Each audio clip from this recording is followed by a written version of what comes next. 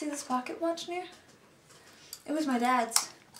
See, the night that he died, he was in an accident. And it was like my whole family was in the car. And, well, he was holding this pocket watch when we crashed, when we were spinning on the ice. And his arm was actually severed off and flew across the ice. See, his hand was actually still holding the pocket watch. And so I decided to take it because it was the only thing that I really had to remember him by. Really? No. Decided to buy it. It's kind of steampunk, you know?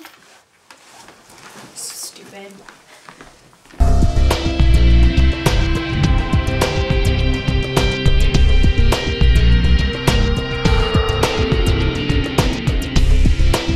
Cup.